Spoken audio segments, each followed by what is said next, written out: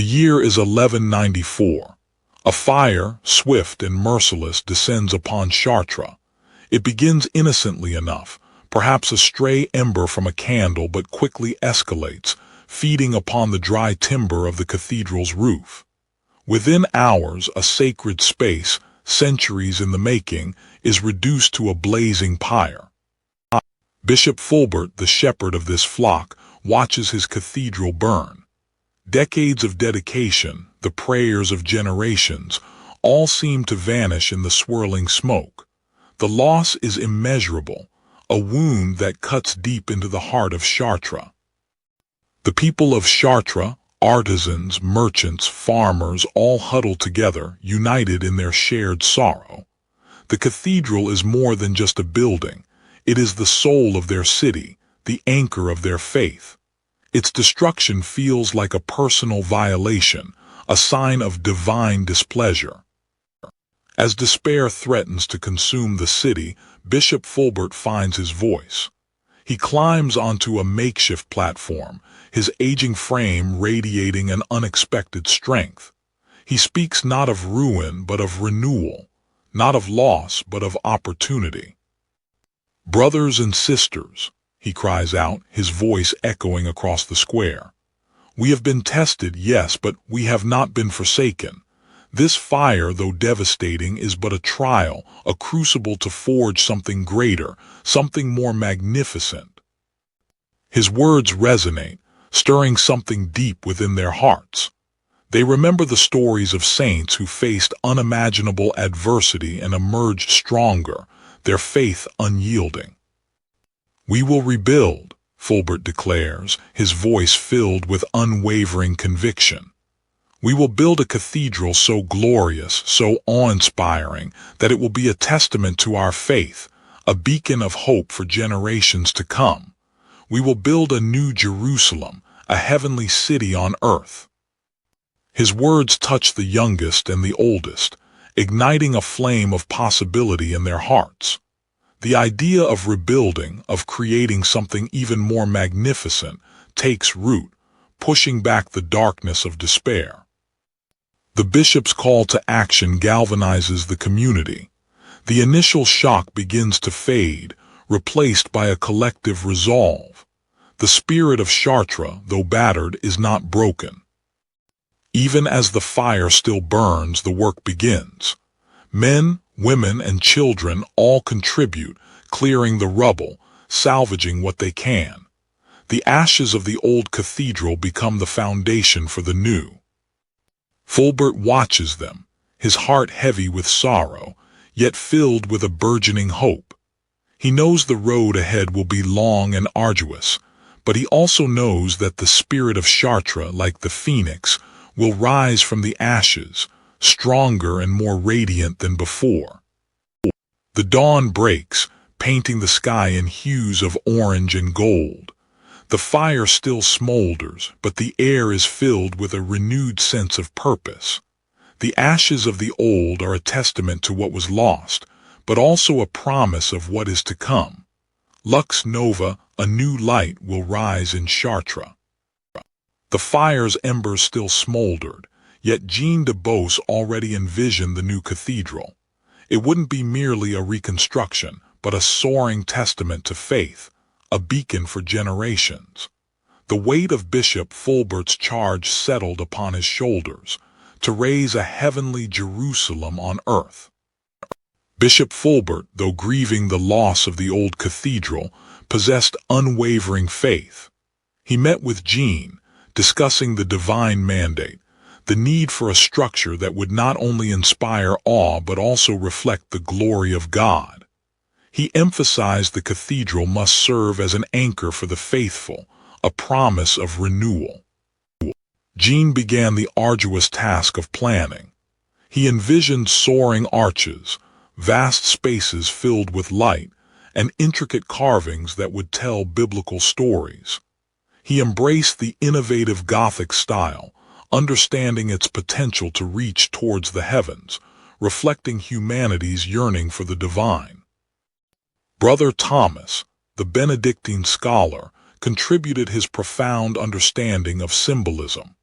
He advised Jean on how to incorporate sacred geometry and numerology into the cathedral's design, ensuring that it resonated with deeper spiritual truths. Sourcing materials presented a significant challenge. Jean personally oversaw the selection of limestone from distant quarries, ensuring that each block met his exacting standards. He knew that the quality of the stone would determine the cathedral's enduring strength. Heloise, skilled artisan, devoted herself to the creation of the stained glass. She meticulously selected and mixed pigments, understanding the transformative power of color to convey emotion and meaning, each hue a carefully chosen element in a divine narrative. The construction site became a hive of activity. Jean skillfully managed a diverse workforce of stonemasons, carpenters, and laborers, coordinating their efforts to bring his vision to life. Each day, the cathedral rose higher, a testament to human collaboration and divine inspiration. Brother Thomas guided the creation of the Labyrinth, a complex pattern on the cathedral floor. He explained its symbolic journey, a representation of the soul's pilgrimage to God, a path of reflection and spiritual purification. Jean faced immense architectural challenges. The soaring vaults required innovative engineering solutions, pushing the boundaries of what was thought possible. He meticulously calculated every angle, every support, ensuring the cathedral's structural integrity. Heloise poured her heart into the stained glass windows. She skillfully depicted biblical scenes and allegorical figures, using color and light to create a transcendent experience for the faithful. Each window served as a visual sermon, illuminating the path to salvation. Jean's faith permeated every aspect of his work. He saw the cathedral not just as a building but as an act of devotion, a testament to God's grace. He often prayed within its walls, seeking guidance and strength from above. As the cathedral's foundations rose from the ashes, so too did the spirits of the people of Chartres. Bishop Fulbert saw the growing structure as a symbol of hope and renewal, a testament to the enduring power of faith to overcome even the most devastating loss. In the quiet solitude of the Benedictine scriptorium, Brother Thomas embarked on his sacred task. Bishop Fulbert had entrusted him with deciphering the divine language, the symbolic grammar that would inform the very soul of the new Chartres Cathedral. He delved into ancient texts, the writings of Plato and Pythagoras, seeking the mathematical harmonies that were believed to underpin the cosmos. Numbers, to the medieval mind, were not mere quantities but divine symbols, keys to unlocking the universe's hidden order. The Vesica Piscis, the intersection of two circles, represented the sacred geometry of creation, the very blueprint of existence. Brother Thomas understood that this symbol, and others like it, must be embedded within the cathedral's design. Master Jean, though a practical man of stone and mortar, recognized the importance of Brother Thomas's insights. He understood that the cathedral was not just a building, but a vessel of faith, a testament to God's glory. He realized that his cathedral must reflect the cosmos to those who look upon it. The labyrinth, a complex path laid into the floor of the nave, became a particular focus of Brother Thomas's study. It was not merely a decorative element, but a symbolic pilgrimage, a journey of the soul towards enlightenment. Bishop Fulbert, ever watchful, sought regular updates from Brother Thomas. He stressed the importance of making the cathedral accessible to all, even the unlettered. The stained glass windows, he declared, must serve as books for the poor, illuminating biblical stories for those who could not read. Brother Thomas also collaborated closely with Heloise, the skilled artisan crafting the stained glass windows. He explained the theological significance of each color, the allegorical meaning of each figure, ensuring that her artistry served a higher purpose. He studied the celestial charts, understanding that the cathedral's orientation, its alignment with the sun and stars, was crucial. It was to be a microcosm of the universe, a reflection of God's grand design. Brother Thomas shared his knowledge with the other monks, ensuring that the spiritual significance of the cathedral's design was understood and appreciated within the monastic community. He wanted the cathedral to uplift his community as much as its visitors. The collaboration between Master Jean and Brother Thomas deepened. The architect adapted his plans, incorporating the scholar's insights into the cathedral's very foundations. Together, they ensured that every stone, every arch, every window spoke of the divine. As the cathedral slowly rose from the ashes, Brother Thomas felt a growing sense of fulfillment. His quest to decipher the divine had transformed into a tangible reality, a testament to the enduring power of faith, knowledge, and human ingenuity. Heloise's world was one of light and color. Within the bustling workshop surrounding the nascent Chartres Cathedral, she was a master of her craft, stained glass. Each shard, each line of paint held a purpose, a story waiting to be told. The process began with fire. In the fiery heart of the glass furnace, sand, potash, and lime were alchemized into molten glass. Heloise, alongside seasoned glassblowers, shaped the glowing liquid into sheets of varying thickness, each destined for a different role in the grand narrative. The secrets of color were closely guarded. Oxides of metals, added to the molten mixture, coaxed forth hues of breathtaking intensity.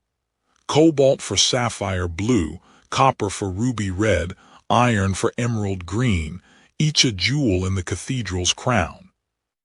With meticulous care, Heloise painted the glass. Using grisaille, a dark, enamel-like paint, she outlined figures, added details, and created depth. The kiln once again worked its magic, fusing the paint permanently to the glass. Brother Thomas, ever the guiding hand, ensured that the stained glass was not merely beautiful but also theologically sound. He instructed Heloise on the symbolism of each figure, each color, each allegorical representation. The blue, he explained, represents heavenly grace. The red, the blood of Christ's sacrifice. Like a mosaic, the individual pieces of glass were carefully arranged, each chosen for its color, texture, and shape. Heloise followed the cartoon, a full-sized drawing that served as a guide, meticulously piecing together the narrative. Even Master Jean de Beauce, ever focused on structural integrity, paused to admire the artistry. "These windows," he remarked to Heloise, "will bring light and life to the stone. They will speak to the soul." The final step was securing the glass with lead cames, strips of metal that held the pieces together. Heloise skillfully bent and shaped the lead, creating a delicate web that both supported and enhanced the artwork. Bishop Fulbert watched as the first windows were installed. Sunlight poured through the colored glass, transforming the cathedral into a kaleidoscope of light. He knew, with certainty, that they were building not just a cathedral but a beacon of faith. For Heloise, the true reward was seeing her work in place. Each window told a story, the life of Christ, the miracles of the saints, the tenets of the faith, all rendered in glorious color for the eyes of the faithful. The windows of Chartres became more than mere decoration. They were sermons in glass. For a largely illiterate population, they offered a visual catechism, a way to understand the sacred stories and deepen their faith. Heloise knew her work would endure, that generations would come to Chartres and find inspiration in the light and color. She had not merely created stained glass. She had helped to build a house for God, a testament to faith, and a legacy for the ages. Bishop Fulbert surveyed the nascent labyrinth, a complex pattern of inlaid stones slowly taking shape upon the cathedral floor. It was more than mere decoration. It was a microcosm of the spiritual journey, a tangible representation of the soul's path to God. Master Jean de Beauce meticulously guided the laying of the labyrinth stones. Each circle, each turn, each carefully measured space was according to the design Brother Thomas had outlined. He understood the mathematics, the precise geometry required, but he also sensed the deeper meaning, the spiritual intent that permeated the very stones. Brother Thomas delved into the writings of the ancients, seeking the wisdom embedded within the labyrinth's design. He studied classical labyrinths and traced the esoteric meanings woven into their forms. This was not mere recreation, but a sacred geometry, a coded message for those who sought enlightenment. Heloise paused in her work, her attention captured by the labyrinth. The spiraling design resonated with her own artistic process, the careful layering of colors and the intricate details that brought her creations to life. She saw in it a reflection of the human soul, a journey of twists and turns, of light and shadow. Bishop Fulbert explained to the pilgrims the purpose of the labyrinth, a spiritual pilgrimage for those unable to journey to Jerusalem. Each step within its winding path was a prayer, a meditation, a chance for repentance and renewal. It was a journey inward, a stripping away of worldly concerns to find solace in God. An old man, burdened by years and regret, began his journey through the labyrinth. Each step was a whispered prayer, a plea for forgiveness. The winding path mirrored the complexities of his life, the choices he had made, the paths he had strayed from. Master Jean, pausing his work, showed his apprentices the center of the labyrinth. It was not merely the end of the path, but the beginning of a new understanding, a place of stillness and reflection. Here, he explained, one finds not just the end of the journey but a deeper understanding of the self. Brother Thomas walked the labyrinth, not as a scholar but as a pilgrim. He sought not intellectual understanding but spiritual communion. Each circuit was a surrender, a letting go of the ego to embrace the divine.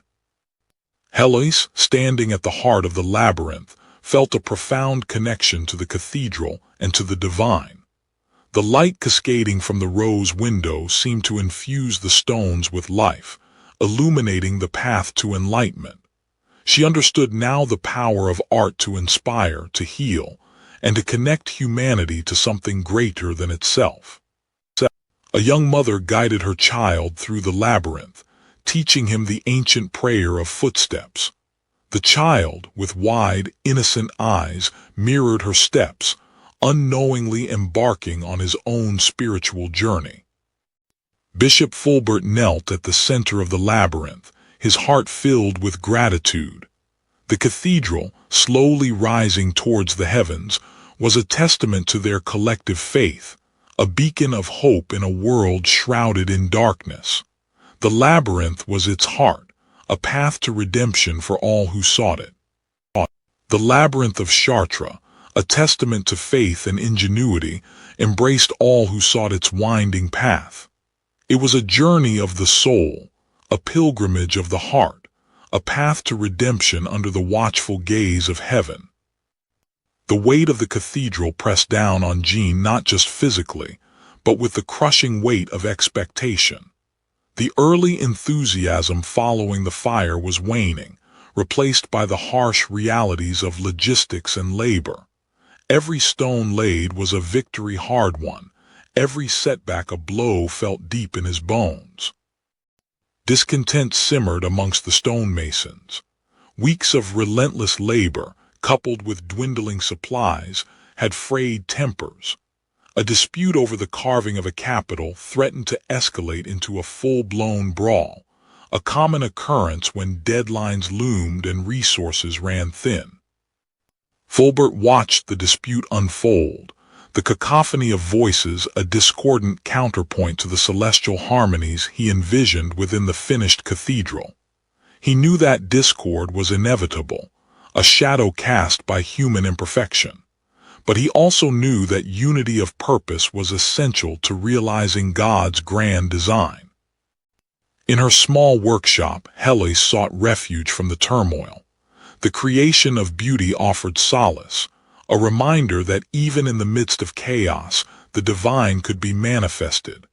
But even her work was not immune to the challenges plaguing the construction. Supplies of cobalt, essential for the deep blue of the Virgin's robe, were dangerously low. Brother Thomas, immersed in his studies, felt the reverberations of the outside world even within the tranquil walls of the scriptorium. The lack of cobalt threatened to derail the carefully planned iconographic program of the stained glass. He searched through obscure alchemical texts, hoping to find an alternative, a substitute that would capture the celestial hue. Jean's attempts to secure additional funding were met with resistance. The wealthy merchants of Chartres, initially supportive, grew wary as the project dragged on and costs mounted. He found himself pleading, bargaining, and even threatening, his patience wearing thin in the face of their avarice. Nature itself seemed to conspire against them. A sudden, violent storm ripped through Chartres, unleashing its fury on the unfinished cathedral. A section of the north transept buckled under the force of the wind and rain, collapsing in a heap of shattered stone and twisted timber. The collapse was a devastating blow, a physical and emotional wound. Jean surveyed the damage, the faces of his injured workers reflecting his own sense of loss. But amidst the despair, a spark of resolve flickered. They would rebuild. They had to. Fulbert rallied the community, reminding them of the divine purpose that underpinned their efforts. He organized a day of prayer and penance, seeking forgiveness for their shortcomings and invoking divine assistance in overcoming the obstacles before them. The people of Chartres responded with renewed fervor, their faith strengthened by adversity. Heloise, inspired by Brother Thomas's research, tirelessly experimented with alternative pigments, grinding different minerals and mixing them with various binders. The lack of cobalt was a setback, but also an opportunity to explore new possibilities, to push the boundaries of her craft. Brother Thomas and Master Jean, bound by their shared commitment, collaborated to revise the architectural plans. Incorporating lessons learned from the collapse, they reinforced the structure with innovative techniques, ensuring its stability and resilience. The cathedral would be rebuilt, stronger than before. Stone upon stone, the cathedral slowly rose again.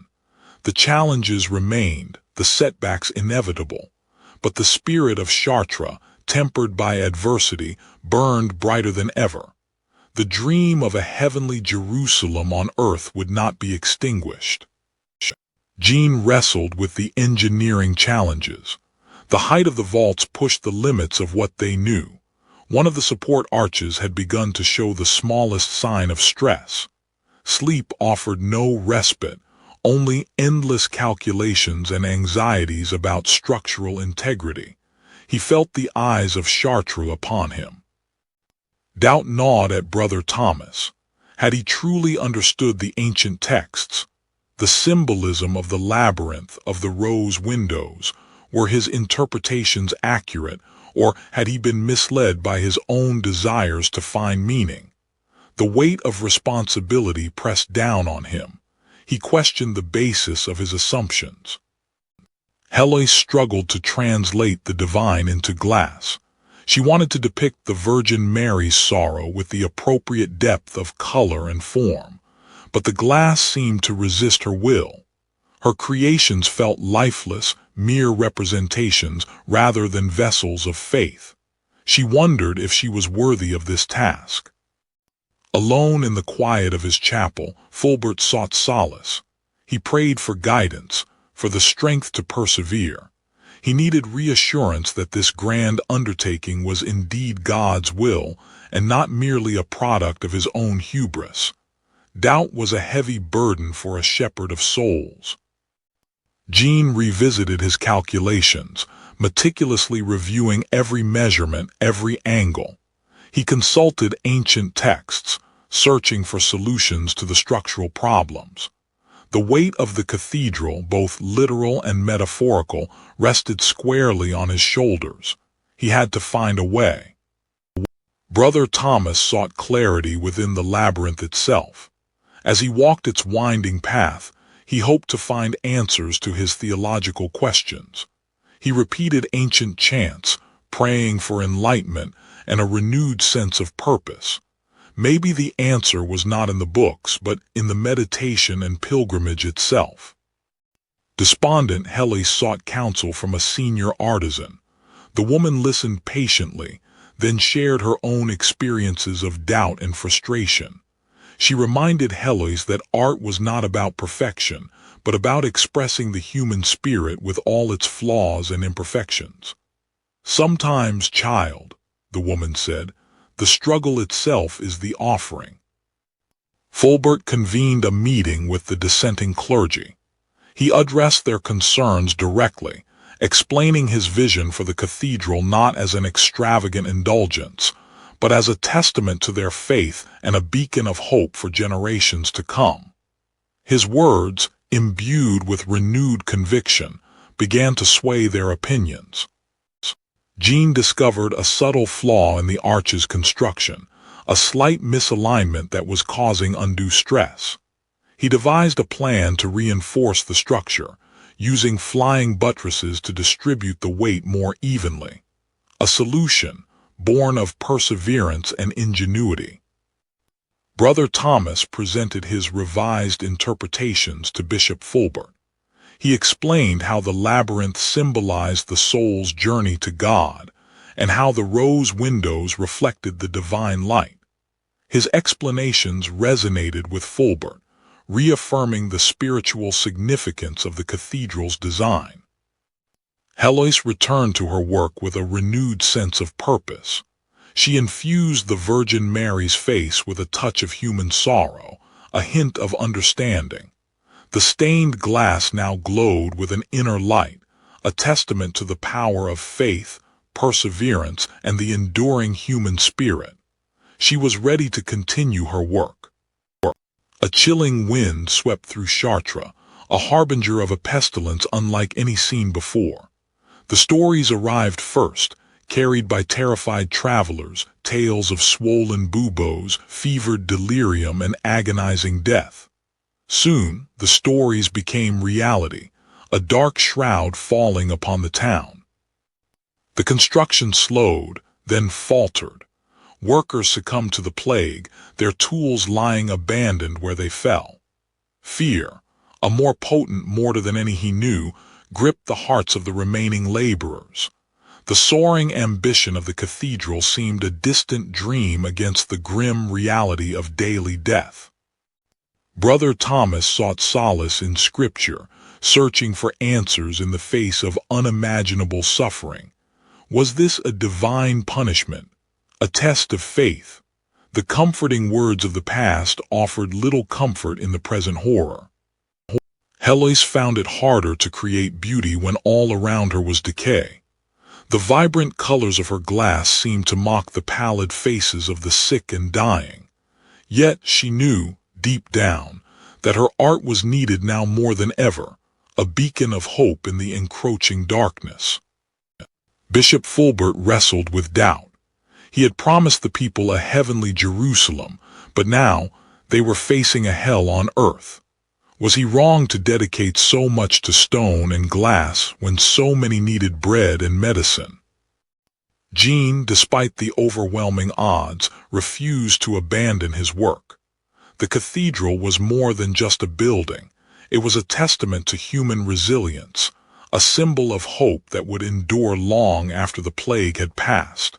He would keep the dream alive, even if he had to do it alone.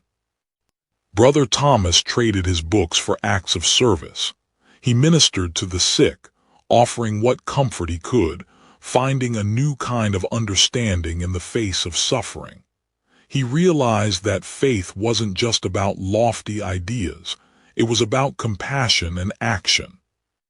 Heloise opened her workshop to orphaned children, teaching them the art of stained glass.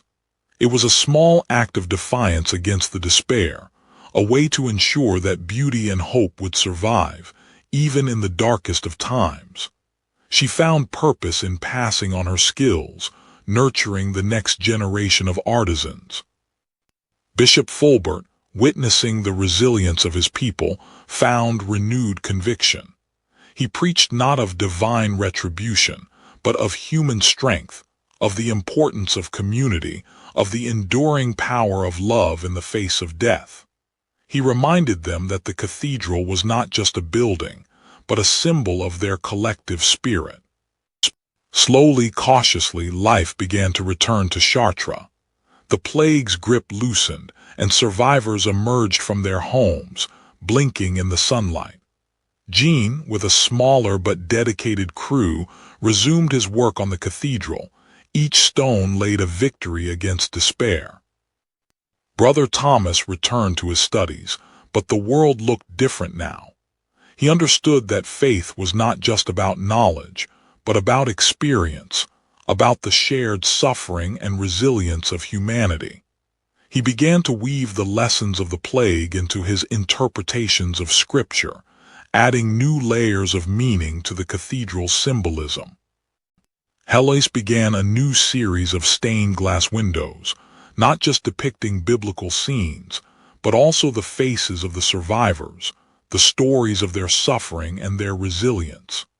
The cathedral would now be a testament not just to faith, but also to the enduring spirit of the people of Chartres, forever marked by the shadow of the plague, yet unbroken. The Black Death had passed, leaving Chartres scarred but not broken. Bishop Fulbert, weakened but resolute, offered a prayer of thanks for survival and a plea for strength to rebuild. The cathedral, a symbol of their faith, would rise again. Jean de Beauce surveyed the cathedral, its progress stalled by death and despair. But his spirit remained unbroken. He saw not ruin but potential. The cathedral would stand, a testament to the enduring strength of the human spirit. Brother Thomas sought solace and guidance in the ancient texts. He compiled passages of hope and resilience, verses that would inspire the artisans and laborers to continue their sacred work. The Word of God, he believed, would be their guiding light. Heloise, though grieving the loss of friends and fellow artisans, found solace in her craft. She chose the resurrection as her next subject, a symbol of rebirth and the promise of eternal life. Her artistry would offer hope in the face of despair. New faces arrived in Chartres, drawn by the promise of work and inspired by the vision of the cathedral.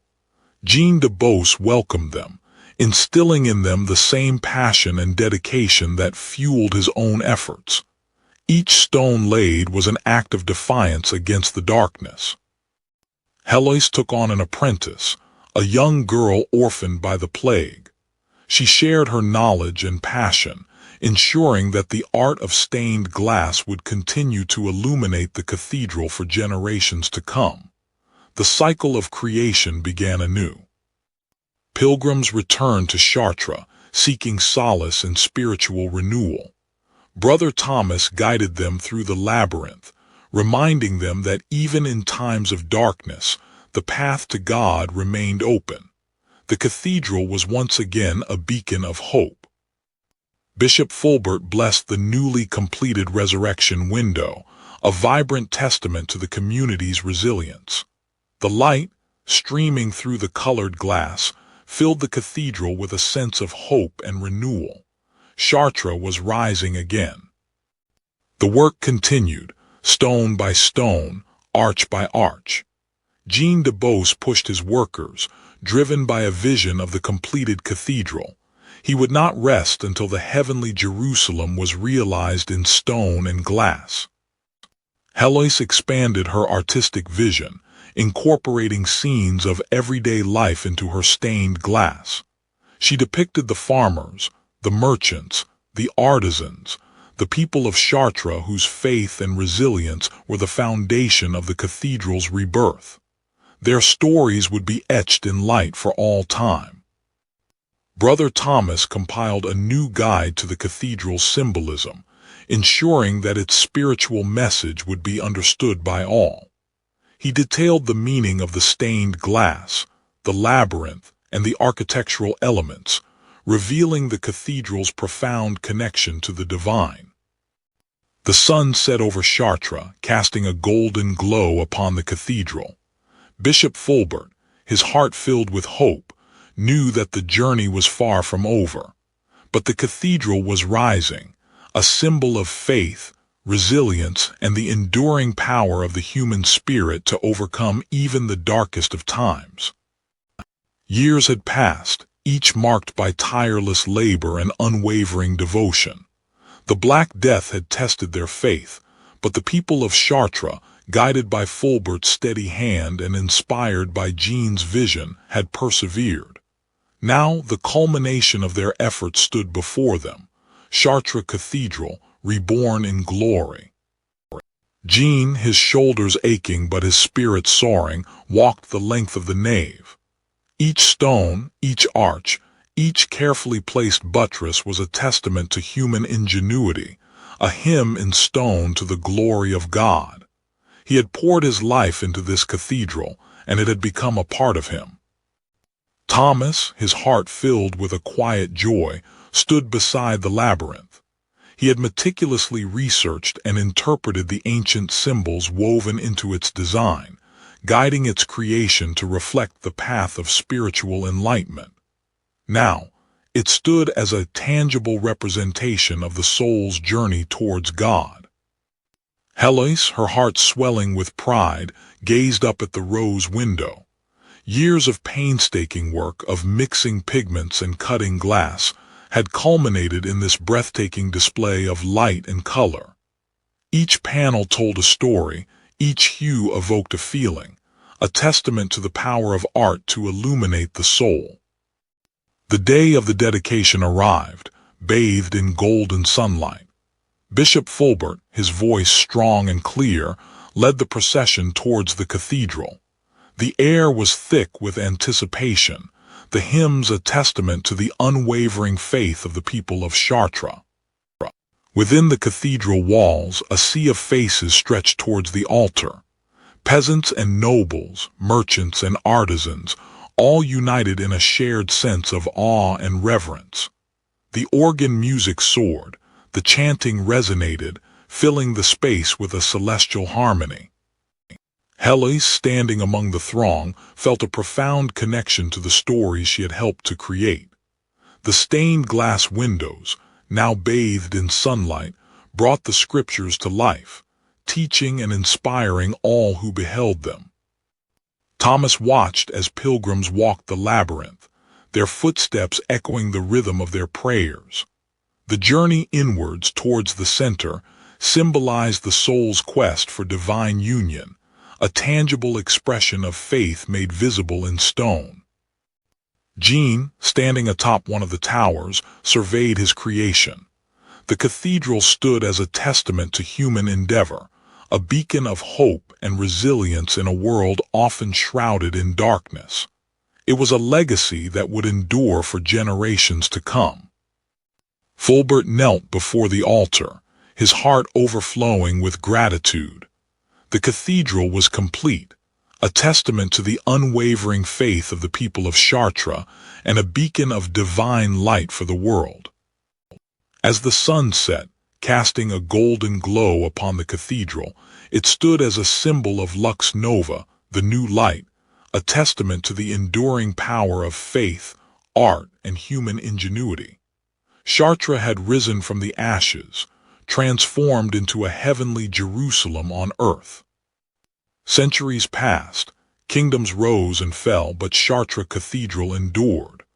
Pilgrims and travelers from distant lands came to marvel at its beauty, to trace the path of the labyrinth, and to be inspired by the stories told in stained glass. The cathedral remained a beacon of faith, art, and human ingenuity, a timeless testament to the medieval soul.